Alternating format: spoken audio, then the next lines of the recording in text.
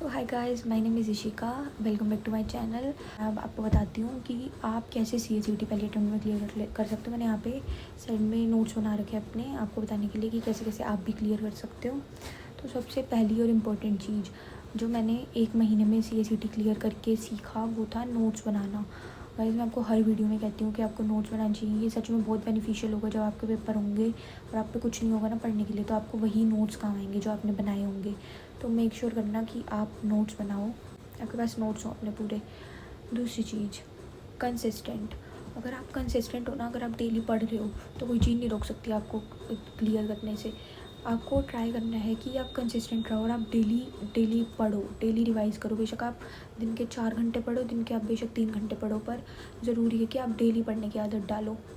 Unless it's important, अगर आप नहीं पढ़ पा रहे वो बात अलग है, पर ट्राई करना कि आप डेली पढ़ो। अब जो CACT आएगा वो अक्टूबर में आएगा, तो अक्टूबर वाले CACT में अभी काफ़ी गैप है, तो आप डेली पढ़ने की कोशिश करना। और पेपर से 1 महीने पहले की मैं पूरी स्ट्रेटेजी डाल दूँगी आपको क्या करना चाहिए। सो अभी के लिए तो आपको कंसिस्टेंट रहना पड़ेगा, डेली पढ़ना। जब तक ज़रूरी ना हो तब तक गैप मत लेना पढ़ने में। कॉन्सेप्ट्स को समझना, अंडरस्टैंडिंग कॉन्सेप्ट्स, मतलब अगला जो इम्पोर्टेंट चीज़ है वो है कॉन्सेप्ट्स को समझना।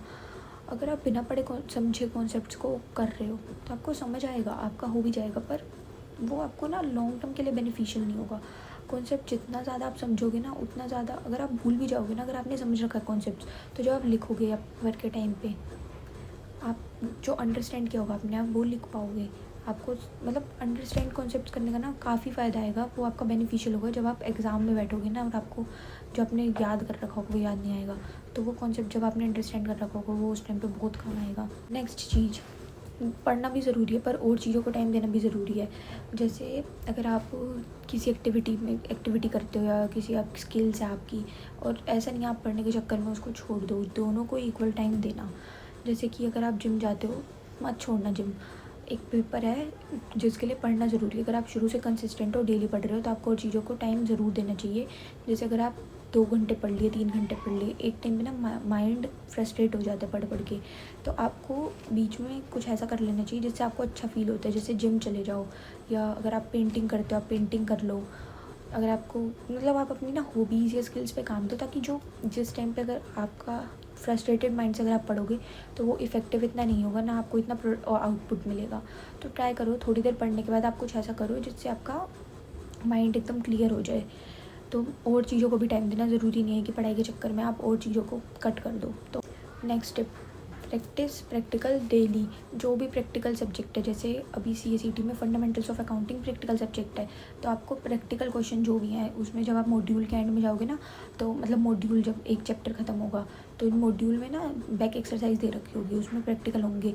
ज़रूरी नहीं आप प्रीवियस ईयर क्वेश्चन करो या आप एक्स्ट्रा एक्सरसाइज करो, जो मॉड्यूल के पीछे हैं एटलीस्ट उनको तो ट्राई करना कि आपने वो प्रैक्टिस कर रखे हों। एक बार उनको करना, और प्रैक्टिकल सब्जेक्ट को ना एंड तक लेके चलना। मतलब प्रैक्टिकल सब्जेक्ट जो होगा ना उसको एंड तक लेके चलना, और जो उसके सम्स होंगे या प्रैक्टिकल क्वेश्चन होंगे उनको डेली सॉल्व करना। इससे आपका खुद का हाथ साफ होगा। और प्रैक्टिकल में ना मतलब जितना ज़्यादा प्रैक्टिकल को प्रैक्टिस करोगे उतना ज़्यादा आपका कॉन्सेप्ट क्लियर होंगे और उतना ज़्यादा आपको समझ आएगा। नेक्स्ट स्टेप, अगर आप एक चैप्टर है उसका अगर आप ओवरव्यू पढ़ लोगे कि उस चैप्टर में क्या क्या है, तो आप क्लियर नहीं कर सकते। जो एग्ज़ाम में क्वेश्चन आते हैं वो अंदर से आते हैं, इन डेप्थ क्वेश्चन आते हैं, तो अगर आप ओवरव्यू करके जाओगे तो उससे आपका काम नहीं चलेगा। So do not try to study only overview. Try करना कि आप पूरा सब्जेक्ट कर रहे हो। ओवरव्यू करने से एग्ज़ाम क्लियर नहीं होगा। ये सिर्फ बेसिक अंडरस्टैंडिंग के लिए ही। आप चैप्टर स्टार्ट करने से पहले ओवरव्यू देख सकते हो कि इस चैप्टर में क्या क्या है, और आपको पूरे सब्जेक्ट में जो भी चैप्टर है उसको पूरा पढ़ना ही पड़ेगा।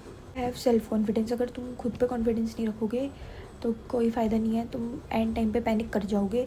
तो कोशिश करना कि तुम खुद पे मतलब खुद पे शक मत करना अपने काम पे। अगर तुम पढ़ रहे हो तो सेल्फ कॉन्फिडेंस होना चाहिए। अगर तुम्हारे में सेल्फ कॉन्फिडेंस नहीं आ रहा ना, तो इसका बहुत अच्छा एक तरीका है, तुम एक काम करो, तुम ना टू डू लिस्ट बना लो। उसमें जो जो तुमको रोज़ काम करना है, मतलब एक ना लिस्ट बना ली करो कि तुमको क्या क्या करना है। तो जब तुम्हारा वो काम होता जाए ना तो उसके आगे टिक मार देना है, उसे कट कर देना।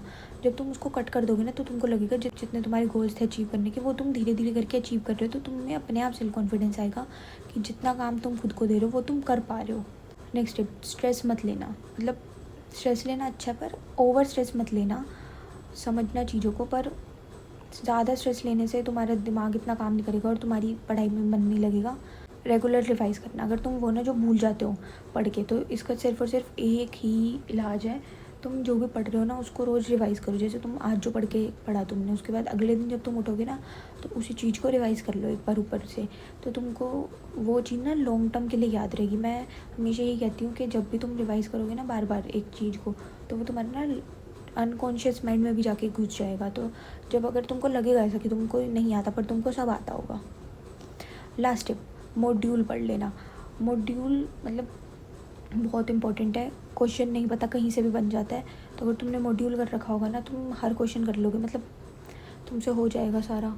तो मेक श्योर करना कि तुमने मॉड्यूल पढ़ रखा हो हर सब्जेक्ट का। अभी 3 महीने हैं, जून चल रहा है, जुलाई अगस्त सितंबर, पूरे 3 महीने हैं। जून चल रहा है अभी, जुलाई अगस्त सितंबर, अक्टूबर में तुम्हारे पेपर हैं, तो तुम्हारे पास पूरे 3 महीने, 3 महीने से ज़्यादा ही टाइम है।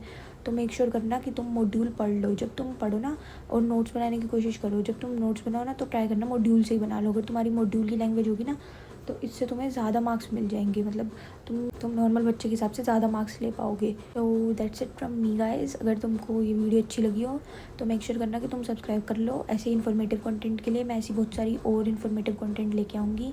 सो that's it for today's guys. Meet you in the next video, bye.